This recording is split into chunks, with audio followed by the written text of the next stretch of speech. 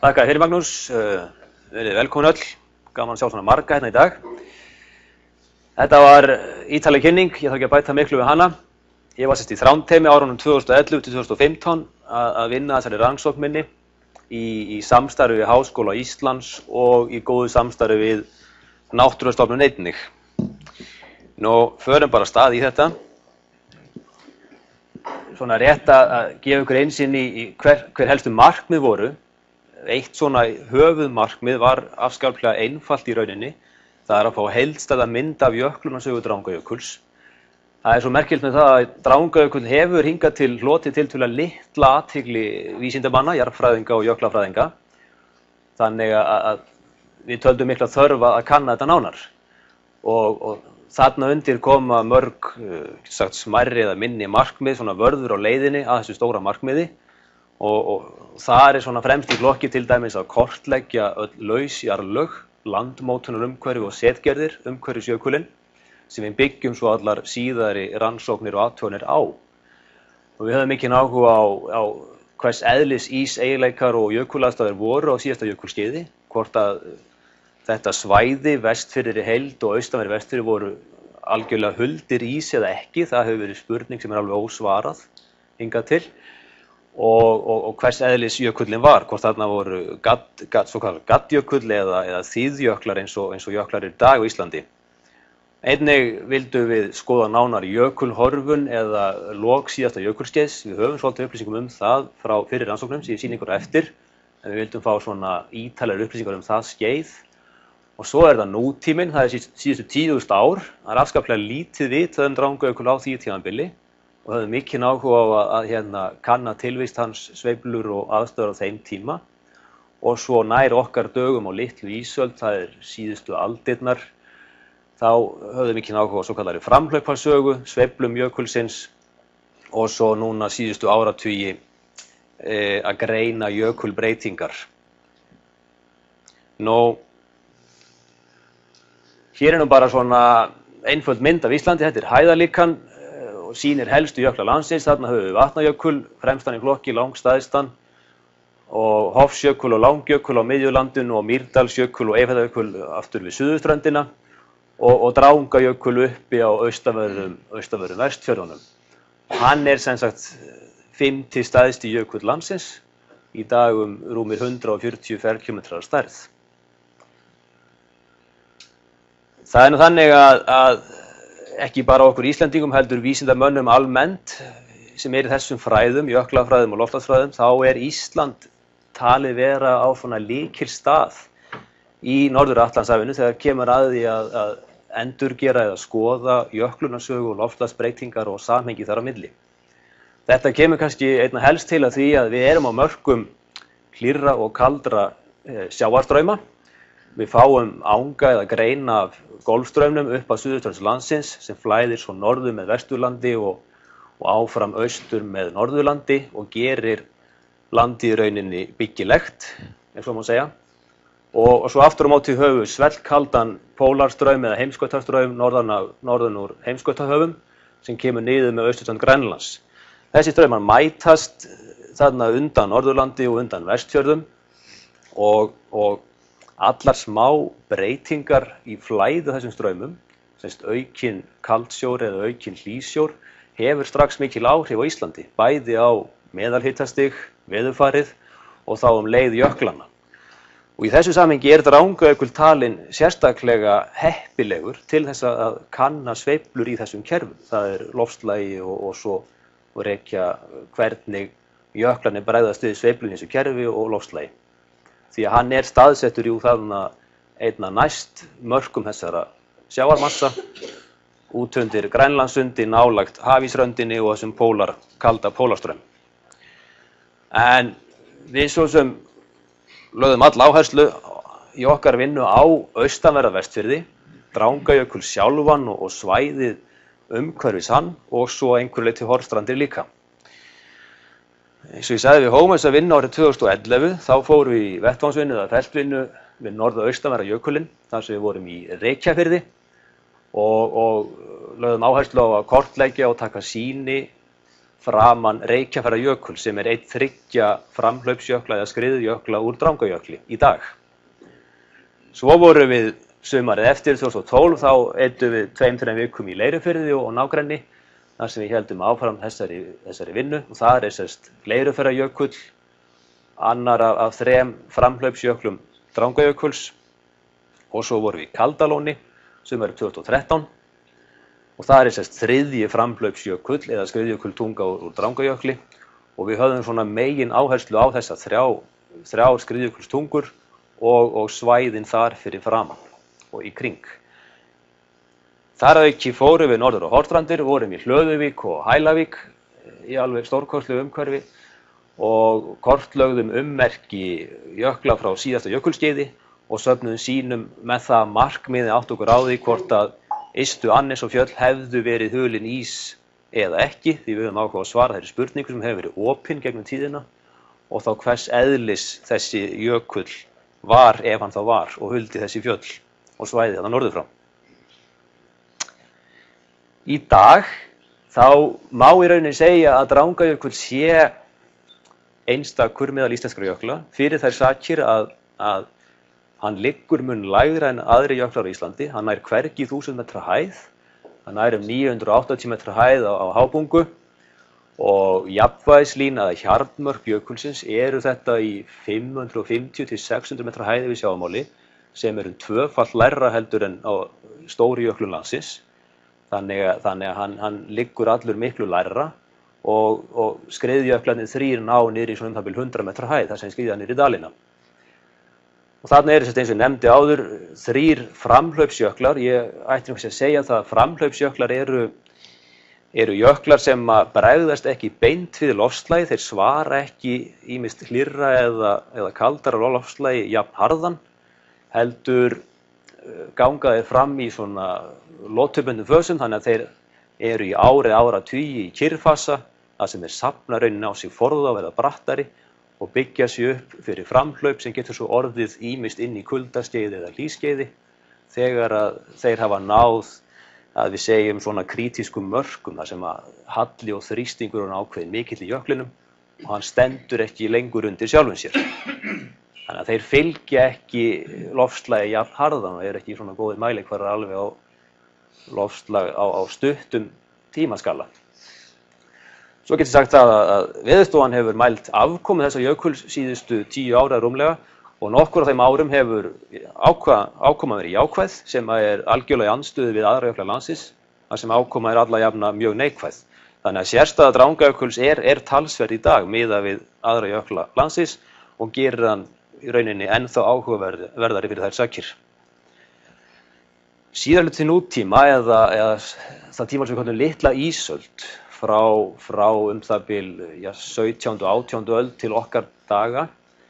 Við höfum svolítið af gögnum frá því tímabili. Þar höfum við ansi magnaða náttúrufræðinga eins og Þorvald Thoroddsen sem fór víða landið og skráði náttúrufar, hafði mikinn áhuga á jöklum. Hann talaði við bændur og presta og fór í kirkjubækur og dagbækur og skráði framrásir, tímasetti og staðsetti, stöður skriðjökla Drangajökuls og þessi ártöl eru hvenær skriðjöklarnir náðu sínum fremstu stöðum, til dæmis 1740 í Kaldalóni og 1846 í Reykjafirði og þetta eru gögn sem við höfum frá Þorvaldi sem að hann skráði eftir heimafólk hjá þeim tíma. Þar auki höfum við Jón Eyþórsson, einn af fyrstu veðurfræðingur landsins. Hann setti upp mælistikur fram á jöklana og hóf svokallar sporðamælingar á 1981. Þannig að þá voru sveiflur jökulsins mældar á hverju ári, hvort hann hafði hörfað að gengi fram og þar með höfum mjög ítalar upplýsingar sveiflur jökulsins eftir það.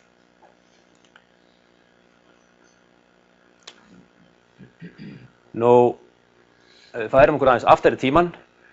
Það afskaplega lítið vitað Drangajökul á nútíma, það að segja síðustu 10.000 ár, utan þessara síðustu aldar sem ég var að tala Í rauninni bara sáralítið ekki neitt, þannig að hvort hann yfir höfuð var til alla nútíma, hvort hann hvarf á hlýjasta tíma nútíma, það er óvíst og hvers eðlis virkni hans var þá.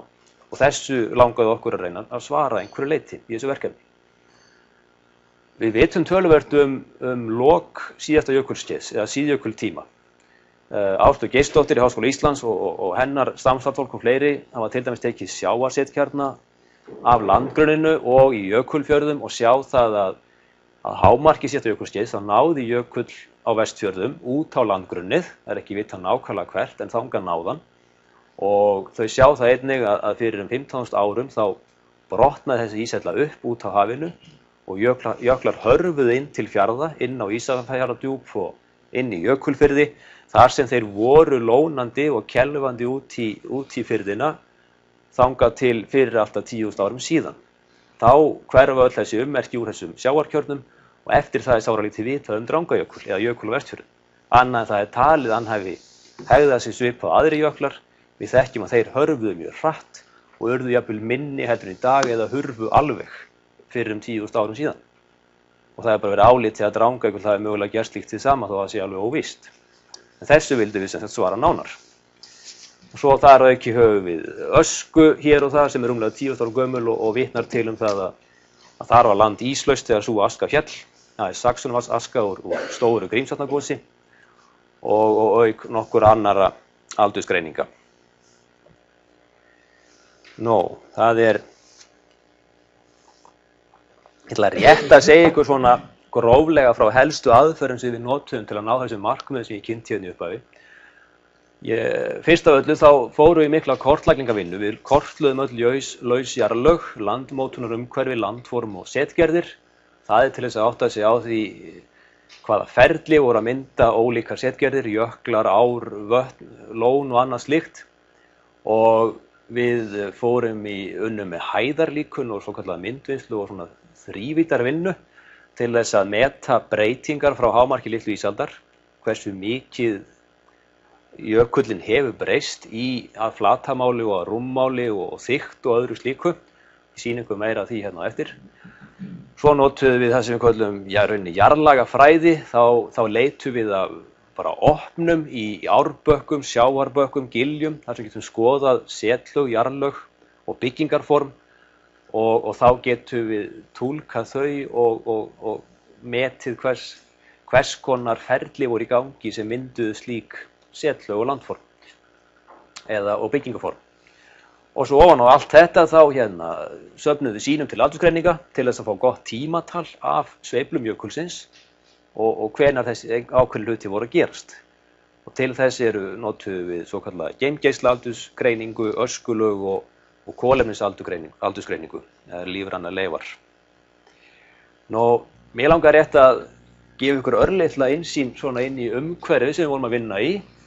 Eflaust þekkja einhverju til og hafa komið á svæðin. Þarna til vinstri erum við í Reykjafirði og horfum inn eftir firðinum eða dalnum. Þarna eru Anders Schumacher, minn aðalleiðbeinandi og kollegi minn og náminu Sverrir. Og þarna erum við hreinlega á ferð Reykjafjörð að ganga og skrá hjá okkur setgerðir og það sem við sjáum.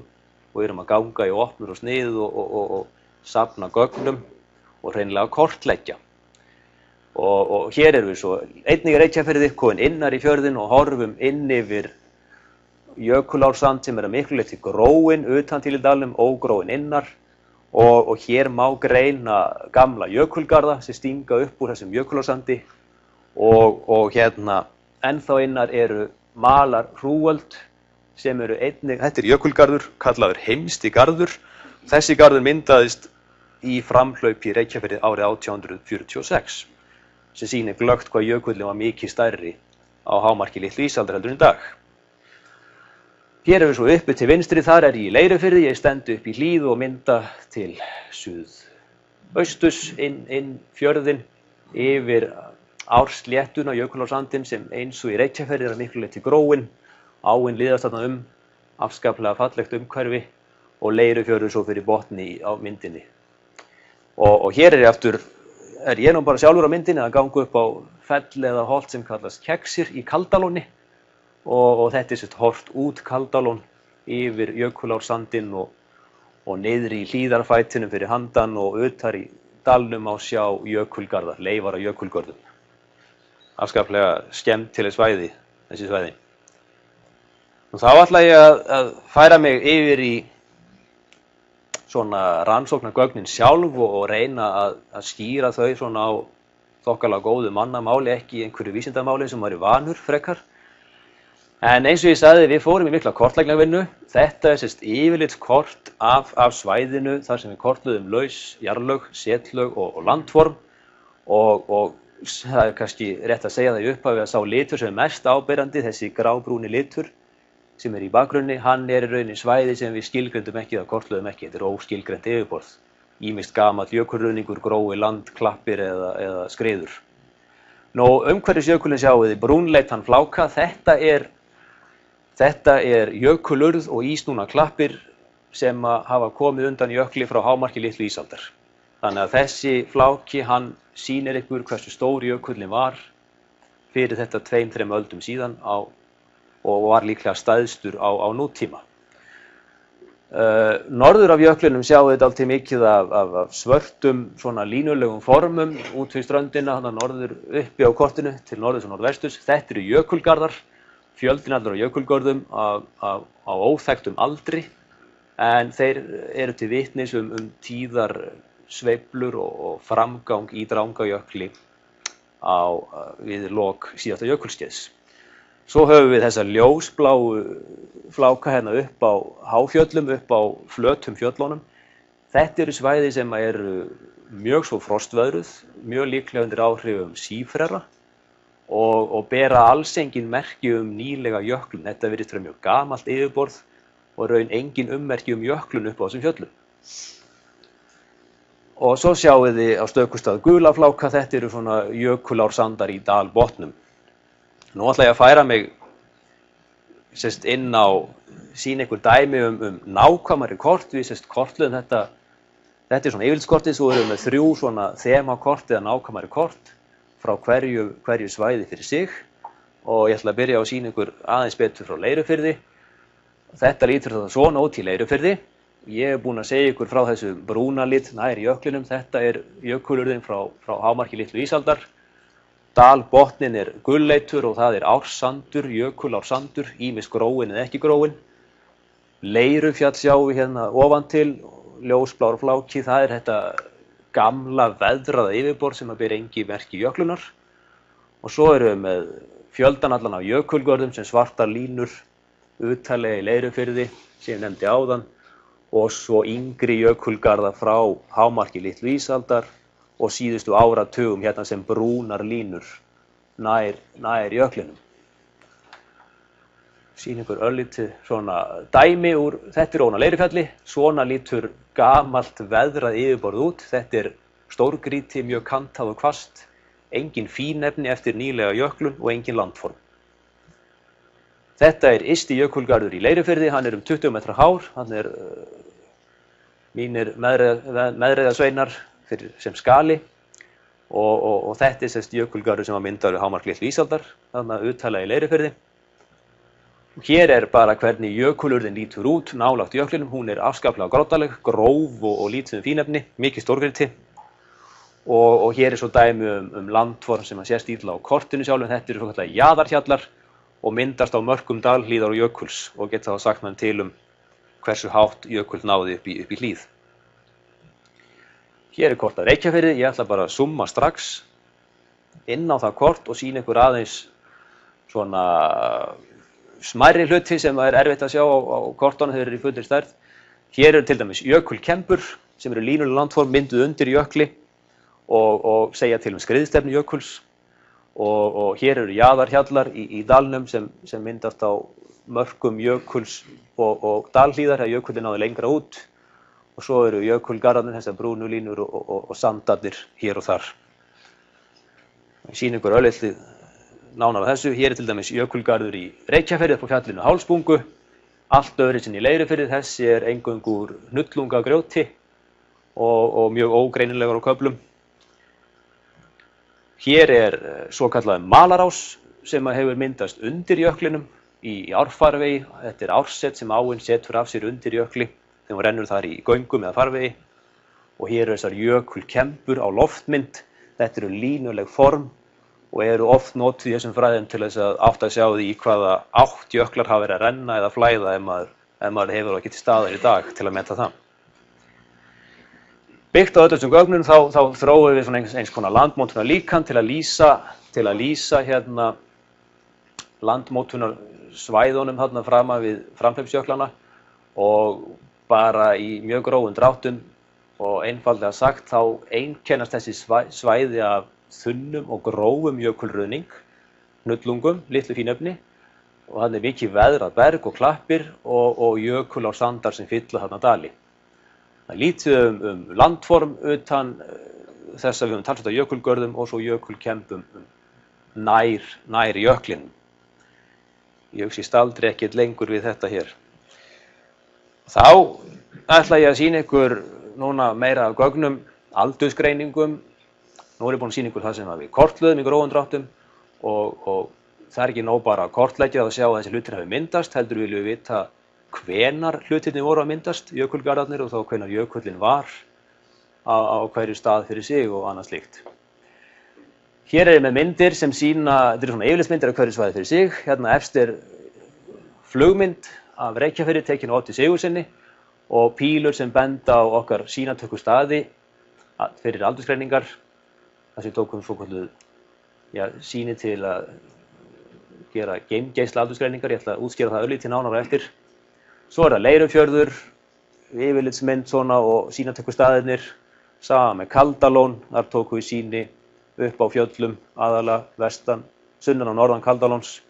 Og svo í Hlöðuvíkinni, þar tókum við sýni upp á háfjöllum til þess að reyna átt okkur á því hvort þessi fjöll hefði einhvern tímann hulist ís eða ekki. Og þessi gögn, þessar aldursgreiningar, auk allrar kortavinnunar eru sem notuð til þess að túlka jöklunarsöguna og reyna átt að sjá henni. Mér finnst ég þurfa að segja örfá orð þessa aðferðafræði, geimgeisla aldursgreiningu, af því að hún var eitt svona megin inntækið í mínum niðurstöðum og mínum verkefni. Í sinni einföldustu mynd þá er þetta þannig að það eru geimgeislar sem dynja stöðugt á jörðinni. Þeir eru upprunnir frá Miklahvelli og sólinni. Og þeir hafa áhrif á berg og grjót og þeir breyta í rauninni efnasamsetningu í bergi eða ísótópu hlutföllum í bergi og grjóti og út frá þessum hlutföllum, þessum breytingum er aldur bergsins reiknaður. Eða það er að segja sá aldur sem að tiltekið yfirborð, berg eða grjót hefur undan jökli, ekki hulið jökli. Vegna þess að þegar jökull gengur yfir svæðið þá mylur hann bergið og hann núllstillir þessa klukku. Svo þegar hann hörfar, þá er klukkan í flestum tilfellum núllstillt og áhrif geimgeislunar setja klukku, þessa svokölluðu geimgeisla klukku á stað og þá er þetta að reikna út hvenar afvísun átti sér stað eða hvenar jökull hörfaði tilteknu yfirborði. Þetta getur brugðist því að jökullin er ekki alltaf nógu lengi og nógu öflugur til þess að núllstilla þessa klukku og þá höfum við leifar af fyrri áhrifum í sýnum okkar. Ég kem aðeins inn á það betur eftir. Hér erum við sett að safna sýnum, það er bara gert með hamri og meitli og safnað úr grjóti og bergi og sendt til Bandaríkjanna í greiningu og við vinnum svo með niðurstöðurnar. Við sem sagt, ég ætla að sýna ykkur dæmi frá Leirufirði, hvernig við notum þessa aðferð. Við til dæmis fórum upp á Leirufjall og vildum átta okkur á því hvort að fjallið fór undir ís eða ekki á jökulskeiðinu og það er skemmst frá því að segja að við fengum 2 niðurstöður, þar sem við söfnuðum úr grjótum, grettistökum, annars vegar 26.000 ár og 76.000 ár. Þetta eru mjög ólíkar niðurstöður og þeim ber alls ekki saman. En við túlkum þetta þannig og það er oft gert að eldra sýnið sem sagt inniheldur hefur orðið fyrir áhrifum geimgeislunar á fyrri hlýskeiðum fyrir síðustu jöklun og hefur þær leiðandi leifar af þessum áhrifum í sér og verður þá svona gamalt í dag. En yngra sýnið er aftur ferskt, það hefur verið mölið utan af því allt berg sem var fyrir áhrifum fyrri geimgeislunar og vitnar til afvísunartíma á þessu fjalli og segir okkur jafnframt að ís náði upp á fjöll í kringum Drangajökul á síðustu jökulskeiði. Öll fjöll voru hulin ís og þau byrjuðu að stinga upp úr ís fyrir 26.000 árum síðan. Þetta segir okkur einnig það að yfir fjöllunum var væntanlega Gatjökull, jökull sem var algjörlega freðinn, hann var frosinn við undirlag sitt og hafði ekki áhrif á undirlagið og þess vegna erum við búin að kortleggja fjallið þannig að við sjá á þann hátt að það engin ummerki jöklunum fjallinu. Það ekkert jökulset, ekkert fínefni, engin landform. En það skýrist af því að sá jökull sem var þarna uppi, hann var algjörlega frosinn við undirlagið, hann hreyfðist bara með innri aflögun ísins og þar af leiðandi gætir engra áhrif á yfirborði fjallsins. Yfirborðið á fjallinu gamalt, það frá fyrri hlýskeiðum og þessu hlýskeiði og það vitna aldursgreiningar til í samhengi við kortlagninguna. Þetta kannski svolítið tormelt en þetta nú svona í grófum dráttum. Svo unnum við líka niður í firðinum, niður í dalnum. Þar höfðu kortlagt marga jökulgarða sem við aldursgreindum og þar fengum við aldur á jökulskorðunum að meðaltali 9300 ár sem er býsna áhugavert því að það hafi verið talið að jöklar hafi hörfað allavega 1000 árum fyrr, landtíðin til lands. Þannig að við aldursgreindum þarna ysta garða af mörgum og sjáum það þó í okkar gögnum að jökullin var 1000 til 2000 árum lengur en menn hafa talið áður að dóla niður á láglendi kringum Drangajökul, niður í fjörðum, Leirufirði og Reykjafirði og fleiri stöðum. Ég ætla ekki að sýna ykkur fleiri dæmi af aldursgreiningunum. Hér bara yfirlit yfir okkar aldursgreiningar. Þetta nú svona sett upp í töflu eða svona graf hálfgert. Efri myndin bara aldur og svæðin, sýnir frá ákveðnum svæðum og neðri myndin aftur með, hef ég teiknað upp staðsetningu sína í hæði við sjó og svo fjarlægð frá núverandi jökli. Og á þessu sjáum við það að ungu sýnin okkar öll, þau koma öll niður í Leirufirði og Reykjafirði, niður á láglendi, yst í fjörðunum og sýna það að firðir umhverfis, dalir umhverfis Drangajökul voru fullir af ís þangað til fyrir í það minnsta 9000 árum síðan. Og svo höfum við hóp af eldri sýnum, þau öll ofan af fjalllendi, fjöllunum umhverfis jökulinn og dölum lengra í burtu frá núverandi jökli og sýna það að fjalllendi og dalir lengra frá núverandi jökli voru afvísuð mun fyrr heldur en þessi dalir sem nær jöklinum í dag. Þannig að hér svona einföld teikning af aðstæðum eins og við teljum hafa verið þarna. Við höfum sem sagt þíðjökla sem við frostmark við undirlag sitt, skríða á yfirborði sínu, hafa mikil áhrif á undirlag sitt í dölum og fjörðum og fjallshlíðum, setja af sér set, landform og grettistök. En hins vegar höfum við þunna gaddjökla yfir fjöllunum sem höfðu lítil sem engin áhrif á undirlag sitt og skilja eftir sig bara gamalt ósnert yfirborð sem við kortlöðum og sáum. Og þetta svona þversnið frá Ísafjarðardjúpi þvert yfir Snæfjöllin, Leirufjall og yfir í Furufjörð. Og á svona að gefa mynd af jökulaðstæðum íseiginleikum þarna á svæðinu. Nútíminn, við höfum mikinn áhuga á að leysa þetta vandamál við nútímann. Ég hef sagt ykkur að það afskaplega lítið vitað Drangajökul nútíma. Við ætlum að vinna í jarðlagasniðum og aldursgreina með ösku og lífrænum leifum. En það verður að viðurkennast að árangurinn var lítill. Það markmið náðist að litlu leyti. Við bara hreinlega fundum sára lítið af efnum til að aldursgreina. Við fundum dálítið af opnum, sjáum svona hluti í jarðlagasniðum, setlög og byggingaform sem hafa myndast, en við getum ekki aldursgreint þau. Það vandamálið okkar þarna. En við höfum örlítinn glugga eða innsýn í Reykjafirði. Hér teikningar, þetta jarðlagasnið unnin í ársniðum og bökkum og neðst í þessum sniðum höfum við vatnasett. Við höfum fínt sett silt, leir og sand á botninum sem ummerki einhvers konar vatn, lón eða standandi vatn. Ofan á því höfum við ármöl og sanda sem bendir til þess að þetta lón í Reykjafirði hafi fyllst af seti og áin farið að flæða þar og mynda ársand á yfirborðinu. Og innarlega í Reykjafirði höfum við svo jökulruðning, jökulurð sem áttu bendið til þess að það hefur orðið framrás yfir þessi setlög í Reykjafirði. Og hér hef ég svona, ég tel einfalda mynd af ástandinu sem við sjáum úr þessum jarðlagasniðum í Reykjafirði. Þetta einfalt kort af Reykjafirði og hér ég búinn að teikna inn mögulegt lón sem við höfðum í firðinum fyrir innan töluverða hæð miðsvæðis í firðinum og Við semst sjáum þessi setlög sem ég lýsti, sjáum vatnasett í opnunum okkar, svo sjáum við ársett þegar lónið fylltist og var árslétta og í innstu opnunum sjáum við síðan jökulruðning ofan öllu saman sem bendir til þess að jökull hafi skriðið út fyrir setlög. Einnig sjáum við þennan jökulgarð á kortinu þarna og getum tengt saman við þessa atburðarás. En við vorum svo heppin að í þessu litla vatni hér náðum við upp setkjarna og fundum lífrænt efni til aldursgreina sem var 7000 ára gamalt og það liggur ofan á jökulrænu seti sem kom með bræðsluvatni frá þessum jökli hér og segir okkur það að þessi framrás hefur átt sér stað á fyrripart nútíma fyrir 7000 árum síðan. Þannig allt bendir til þess að Drangajökull hafi verið í fullu fjöri á fyrripart nútíma sem stangast töluvert á við aðra jökla landsins sem eru taldir hafa minnkað allverulega, jafnvel horfið öllu leyti. Þannig að það eru miklar líkur á því að Drangajökull hafi í fyrndinni einnig verið mjög sérstakur í tilliti til annarra jökla á Íslandi og jafnvel verið til staðar allan nútíman, ólíkt mörgum öðrum jöklum á landinu. Svo ég komin hérna í þessa framhlaupa sögu, ég komin nær nútíman á litlu ísöld, eða nær okkar dögum.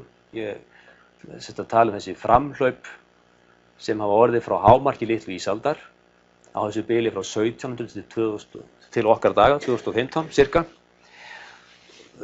Þessa framhlaupasögu byggjum við aðallega á sögulegum heimildum frá þeim náttúrufræðingum Þorvaldi og Jóni frumkvöðlu sem fóru þarna og skráðu munnmálasögur bænda og aðra sögur og auk þess að við kortlögum eins og sýndi ykkur áður öll ummerki jökulsveiflur og jökulvirkni í dölunum.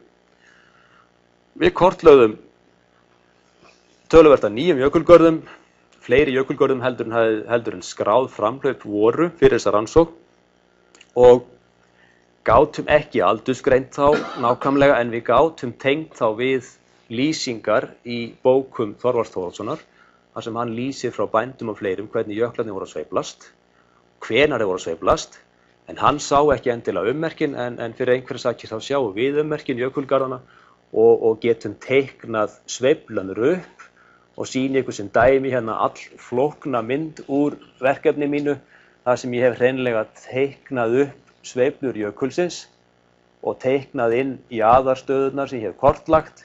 Hér á x-ásnummer lengdarskali og y-ásnummer tímaskali.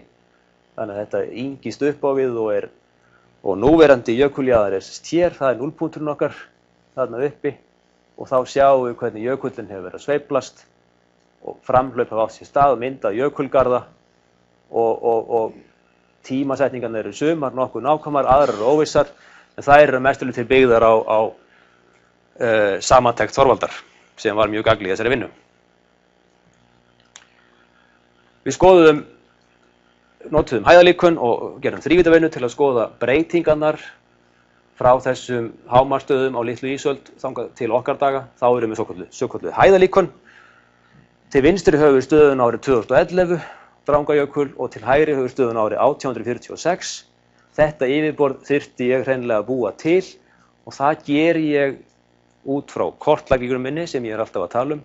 Þá hafði ég kortlagt jaðarstöður inn dalhlíðarnar og þannig fengi hæðarmörkin á jöklinum árið 1846 í þessum dal og svo geri ég fullt af púntum, litlum púntum hérna í tölvunni og byggi upp yfirborð jökulsins árið 1846. Og auk þess voru í gögnum Þorvaldar heimildir það hvenar jökulskerin voru að koma upp úr ís og hvenar til dæmis Hrollleifsborg hætti að vera jökulsker og varð bara fjall og hvenar Reiðabunga við hliðina á Hrollleifsborg sem á að vera hér kom upp úr ísnum. Allt þetta gaf mér hugmyndir það hve þykkur jökullin var á þessum tíma og gerði mig kleift að búa til hæðalíkan af honum á þessum tíma. Og þetta get ég borið saman og metið breytingarnar. Það skemmst frá því að segja að breytingarnar eru mjög miklar. Jökullin í Reykjafirði hefur hörfað alltaf 4 kílómetra, það vil 4 kílómetra. Þykktin á honum, hann hefur þynnst alltaf 240 metra, það sem hefur þynnst mest. Þynnst þetta svona 40-50 metra hérna ofan til það sem núverandi jökull og rúmmálsminnkunin reiknast til að vera rúmir 2 rúmkílómetrar af ís sem hafa horfið á þessu tímabili, þessum 160 árum cirka. Þannig að það eru stórkostlegar breytingar. Þetta gerði ég fyrir alla framhlaupsjöklana, í Leirufirði og Kaldalóni, en sýni eingöngu Reykjafjörð sem dæmi hér, bara til að sýna hve merkilegt þetta í raun og hve mikla breytingar þar hafa orðið á þessum tíma. Og hér er svo aftur svona þversnið ástandin í Reykjafirði og sýnir vel hve mikill ís hefur hörfað, því þetta er yfirborðið 1846 og þetta er mjög nákvæmlega mælt yfirborð 2011 og svo höfum við berggrunninn undir sem er reyndar illa þekktur, þannig að þessi þykkt hér er ekki heilög, hún gæti verið meiri. En þetta er svona dæmi þær miklu breytingar sem hafa orðið frá hámarki stríðsaldar. Þannig að framhlaupasagan, hún er sýnd hér á þessari einföldu mynd. Þetta er svona tímalínur fyrir hvern jökul, Kaldalón, Leirufjörð og Reykjafjörð, og þessar heilu línur eru þau framhlaup sem voru þekkt. Brotnu línunar eru aftur framhlaup sem við höfum bætt við söguna, bætt inn í söguna, með allri þessari kortlagningu, með því að rýna í gamlar heimildir, sögulegar heimildir, og sum af þessum framhlaupum hafa ákveðna tímasetningar en aðrar hafa bara óákveðna tímasetningar, lenda á milli annarra. Og í annálunum eða bókum Þorvaldar segir hann frá því óljóst að sveiflur hafa eiga sér stað í það minnsta, þessi framhlaup hafa eiga sér stað í það minnsta aftur á 14. og 15. öld. Þannig að þetta er býsna löng saga sem þessi framhlaup spanna. Svo er ég nú alveg að koma að lokum í þessu og ætla rétt að tala síðasta framhlaup, það sem er að gerast núna á allra síðustu árum. Það var framhlaup í öllum jöklunum þremur kringum 2000. Hér höfum við hæðalíkan frá 1994 og 2005 af jöklinum og þessi hæðalíkan þau fanga í rauninni framhlaupið sem slíkt og þá getur við borið þau saman og séð breytingar sem urðu í því framhlaupi. Það eru mjög skýr yfirborðsummerki á jöklinum, breytingar. Það eru miklir ísflutningar sem er nú eðli þessara framhlaupa reyndar. Og hér höfum við Reykjafjörð til vinstri og Leirufjörð til hægri. Þessar myndir sýna breytinguna á yfirborði jökulsins við þetta framhlaup sem varð í kringum 2000. Og það sést að jökullinn þynntist 10 til 30, 40 metra á efri svæðunum í báðum tilfellum. Ísinn flyst á fáum árum með látum niður jökulinn, niður á neðri svæðin og jaðarinn gengur fram lengra niður og þar þykknar auðvitað jökullinn því eitthvað fór ísinn, hann stoppar einhvers staðar og hann er að þykkna alltaf 80, 100, 120 metra og þarna er mikill ís á ferðinni. Á neðri myndunum er aftur það sem er að gerast eftir að framhlaupið lauk. Nú er jökullinn svokallað kyrrfasa og ætti væntanlega að vera að byggja sig upp fyrir nýtt framhlaup. Og þar sýni ég rauninni hér á neðri myndunum. Þar hef ég hæðalíkun árið 2005 og 2011 sem ber saman. Þau sýna það vel að efri svæði jöklana eru að safna snjó og ís, byggjast upp. Á þessum árum eru þau að safna þetta, svona 2, 3 til 15-20 metrum sem er ekki mikil söfnun. Á sama tíma þynnist neðra svæðið og sporðurinn hopar, en þetta verður til þess að jökull verður smá saman brattari og yfirborðið kemst nær því horfi sem það er í upphafi fyrir framhlaup, þannig að jökullin er í raun að byggja sig upp ofan til, verða brattari og gera sig kláran fyrir nýtt framhlaup. Ef þessi þróun heldur svona áfram, þá mætti segja svona gróflega að við getum vænst þess að nýtt framhlaup gæti orðið eftir svona 50 til 60 ár í þessum jöklum, ef þessi þróun heldur svona áfram. En það er svo sem ekkert sjálfgefið með það. Já, og það er sérstakt með framhlaupin í Drangajökli að þau taka mjög langan tíma. Hér er tímaskali á x-ás og lengdametrar á y-ás og þarna hef ég plottað upp hvernig síðustu framhlaup jöklum gengur fyrir sig.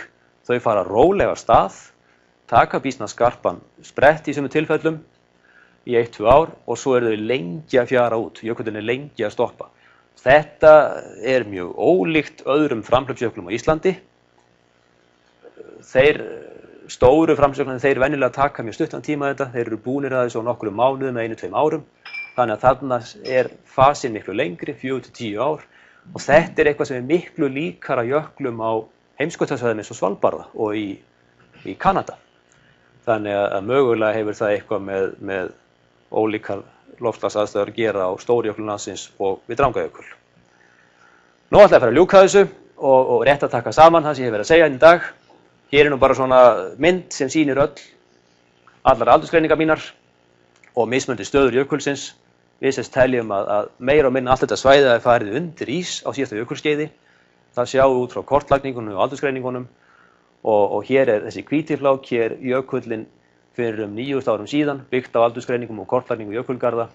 Blái flákinn, ljósblái, það aftur staða hans við hámark litlu ísaldar og svo markar svarta línan hér stöðuna í dag. Þannig að svona megin niðurstöður í þessu, í ljós hefur komið allflókið mynstur íseiginleika, sveiflna og jöklanasögu Drangajökuls.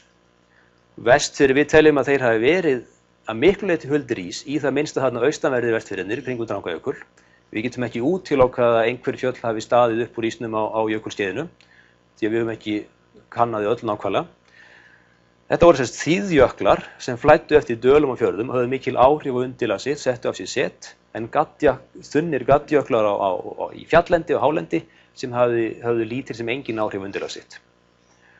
Jökulleysingin eða hörfun, hún var ósamstiga, hún hófst fyrir allavega 26.000 árum þegar að fyrstu fjöll fóru að stinga upp úr ísnum, ísinn fór að þynnast, svo verður hröð hörfun fyrir 14.000–15.000 árum þegar að jöklar hopa inn á firði og hún heldur áfram, þessi hörfun hægt og rólega og við sjáum svo í það minnsta mjög áberandi framgang í jöklunum fyrir 9.000 árum síðan. Og margir jökulgar sem við höfum kortlað, þeir benda til endurtekinna framrása í lok síðasta jökulskeiðs. Nú það líklegt að Drangajökull hafi haldið velli á nútíma, ólíkt til dæmis Langjökli sem hvarf að öllu leyti. Þetta sjáum við á gögnunum frá Reykjafirði og þessum 7.000 ára framrás þar. Svo talaði ég framhlaup á sögunum framsjöklana. Við sjáum það að þeir ná hámarki framhlaupsjöklarnir, hámarksstöðu árunum 1700–1846, ósamstíga þó, og kortlagning okkar og sögulegar heimildir leiða það í ljós að framhlaup hafa verið mun fleiri en áður var talið. Og í dag, núna allra síðustu árum, þá eru jöklarnir væntanlega af gögnum að dæma að byggja sig upp fyrir ný framhlaup sem gæti orðið í svona framtíðinu næstu 50–60 árum. Að þessu sögðu þá vil ég bara þakka fyrir mig og enda þetta hérna með þessari fínu mynd af Drangajökli frá Oddi Sigurðssyni. Vona að við notið vel.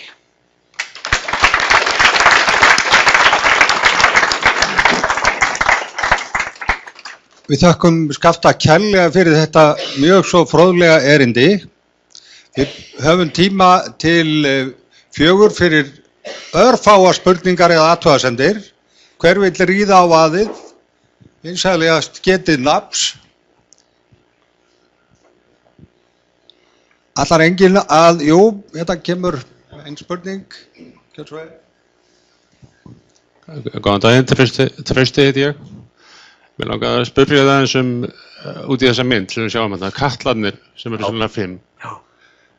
Þetta jarðhiti eða þetta einhver önnur skýring á þeim? Þetta hefur verið rætt meðal annars innan míns verkefnis, þó ég tala ekki það hér í dag, og af jöklafræðingum. Það ekkert alveg vitað. Það vissulega jarðhiti víða í kringum jökulinn í dag, í Reykjafirði og víðar, jarðhiti. Og það eru sprungur þarna í berginu sem að liggja undir jökulinn. Þannig eru mikla líkur þarna sem jarðhiti. En einnig hafa verið tilgátur það að þetta séu einhvers konar vindskaflar eða vindkatlar sem myndast af vetrum eftir framhlaup þegar jökull mjög sprunginn eftir framhlaup og í þessum ríkjandi norðaustan-norðlægum áttum sem eru þarna á vetrum og þeim fannburði. Það hafa verið svona kenningar um það að þetta geti verið einhvers konar vindform, vindkatlar eða vindskaflar. Þetta bara ekki alveg á hreinu, en það nýlega búið að kortleggja allt undirlag Drangajökuls mjög nákvæmlega. Þau gögn eru bara litlu leyti birt eða ekki birt, en það getur vel verið að þau svari þessu með jarðhitann nákvæmlega. Þannig að ég get ekki svarað þessu alveg beint.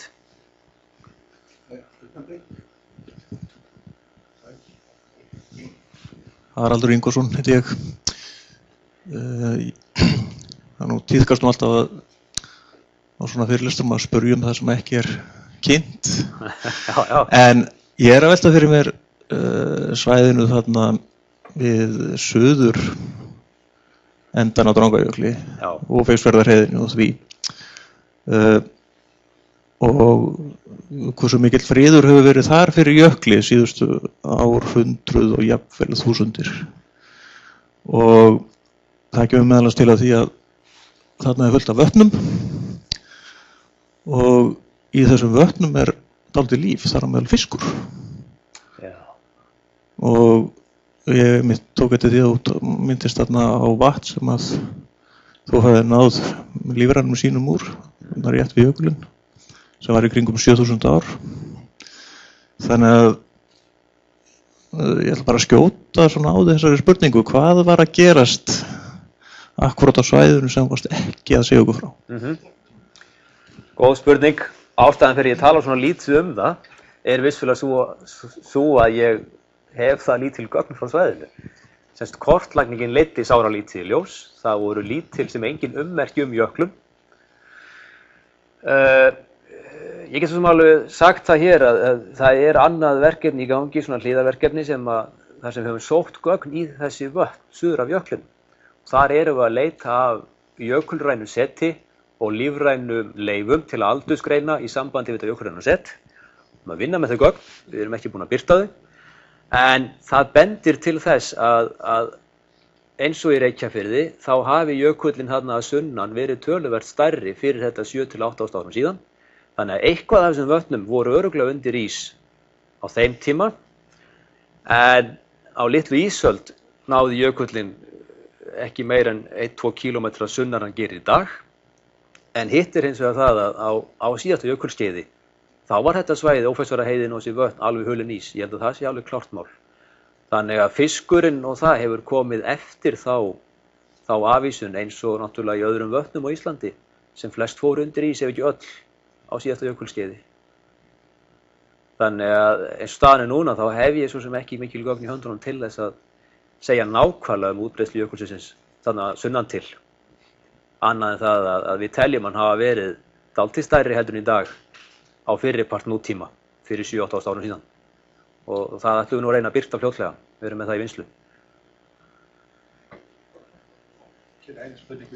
Já, ég heiti Karl Gauti. Við byrjaði að þakka kærlega fyrir fróðlegt erindi.